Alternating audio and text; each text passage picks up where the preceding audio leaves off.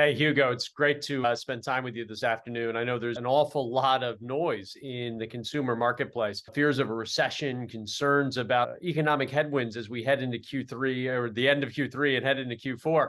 Thought it'd be fun to carve out a little bit of time, talk about what we're seeing, talk about what we've learned, talk about what clients might want to do about it. I was particularly interested in looking back over previous recessions, the most recent one being, gosh, I mean, 12 years ago, right? We've had a pretty good run here.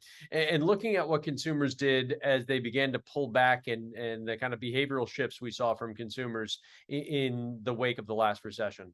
Yes. Well, 2007, 2008, when we had the last major recession, we did see a lot of changes in behavior from consumers, particularly those that were affected financially. One of the things that you often see is private label items being selected a lot more than some of the branded areas. So you'll see a share adjustment in those areas where brands are under a little bit more pressure to be able to justify what they bring to the table than a private label area is. And one of the things that, as an outcome of that often, is that coming outside of the recession, people who have tried new things might often stay with those new things. So we saw that with private label, and private label getting a little bit of a share bump in 2008, 2009, and maintaining that share bump as they go forward. And that sort of brings interesting thoughts to the pandemic too. So there's been a lot of things that have happened here, whether it's supply chain or some of the things in inflation now.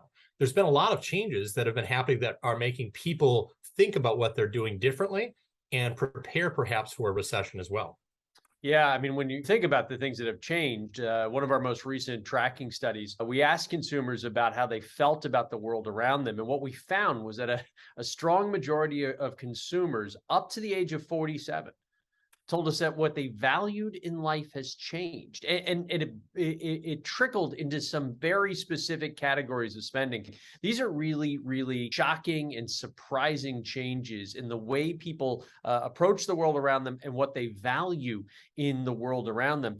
And even those consumers over the age of 48, like some of us here who may have gray in our beards, even those consumers, we found strong pluralities of them who said that what I valued in my life has changed. That's a really surprising finding.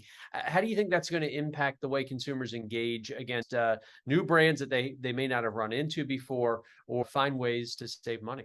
Well, we've done some proprietary work here at Magid to be able to look at some of the consumers post-pandemic and some of the changes that they're going through. One of the key things that we found is that people are now more open to change. The pandemic, supply chain, there was a lot of reasons why people couldn't find the products that they were particularly looking for and had to choose something else. And coming out of the pandemic now, people are a lot more open to change. So more than 40% of people are now saying like, hey, I'm trying things regularly that I wouldn't have tried before because I've had good experiences. And in fact, we saw that like 74% of consumers who have tried something new have said that it was the same or a better experience, and they're going to continue that behavior going forward. Yeah, I think this is a really interesting time for folks who are in the consumer space, right?